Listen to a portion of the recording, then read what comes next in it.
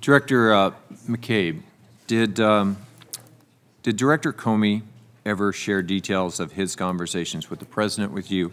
In particular, did Director Comey say that the President had asked for his loyalty? Sir, I'm not going to comment on conversations the Director may have had with the President. I know he's here to testify in front of you tomorrow. You'll have an opportunity to ask him those things then. I'm asking you, did you have that conversation with Director Comey? And I've responded that I'm not going to comment on those conversations. Why not? Because for two reasons. First, as I mentioned, I'm not in a position to talk about conversations that Director Comey may or may not have had with the President. I'm not asking you that. I'm asking about conversations that you had with Director Comey. And I think that those matters also begin to fall within the scope of issues being investigated by the special counsel, and it wouldn't be appropriate for me to comment on those today. So you're not invoking executive privilege, and obviously it's not classified. This is the Oversight Committee. Why would it not be appropriate for you to share that conversation with us? I think I'll let Director Comey speak for himself tomorrow in front of this committee. We certainly look forward to that, but I think your unwillingness to share that conversation is an issue. Director Coates, you've said as well that it would be inappropriate to answer a simple question about whether the President asked for your assistance in blunting the Russia investigation. I don't care how you felt. I'm not asking whether you felt pressured. I'm simply asking, did that conversation occur? And once again, Senator, I will say that I do believe it's inappropriate for me to discuss that in an open session. You realize, and obviously this is not releasing any classified information, but you realize how simple it would simply be to say, no, that never happened. Why is it inappropriate, Director Coates? I think conversations between the President and myself are, for the most part... you seem to apply that standard selectively.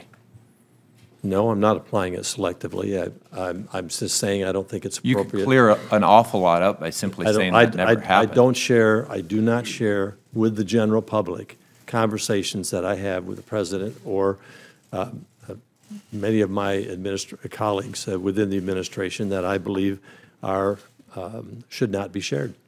Well, I think your unwillingness to answer a very basic question speaks volumes. It's not a matter of unwillingness, Mr. Rosenstein. It is a matter of unwillingness. It's a matter of how I share it and whom I share it to. And when there are ongoing investigations, I think it's inappropriate to. So you don't think the American people deserve to know the answer to that question? I think the investigations will determine that.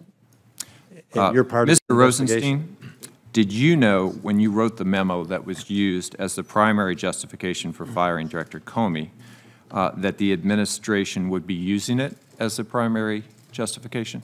Senator, as I know you're aware, I have there are a number of documents associated with me that are in the public record.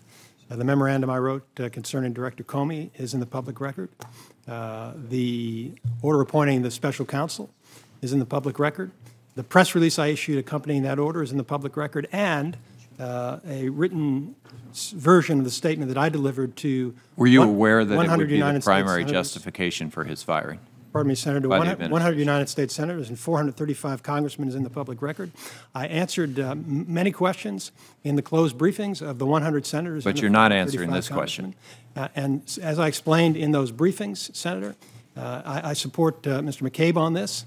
We have a special counsel who is investigating, now responsible for the Russian investigation. At this point, you filibuster better than most of my colleagues, so I'm going to move on to another question and say that given that the President stated that the FBI director, that his firing was in response to investigations into Russia, which he made very clear in Lester Holt's interviews, you've talked with both the President and the Attorney General about this firing. In light of Mr. Sessions' recusal, what role did the Attorney General play in that firing, and was it appropriate for him to write the letter that he wrote in this case? I'm not trying to filibuster, Senator. I think I only took about 30 seconds, but I am not going to comment on that matter. I'm going to leave it to Special Counsel Mueller to determine whether that is within the scope of his investigation, and I believe that's appropriate for Mr. McCabe and me to do that. Okay, so you can't comment on recusal and what's in and inside and outside the scope of that recusal. Mr. Chairman, we ought to let the witness answer the question. Second motion. So, I'm sorry, your specific question is what's in the recusal.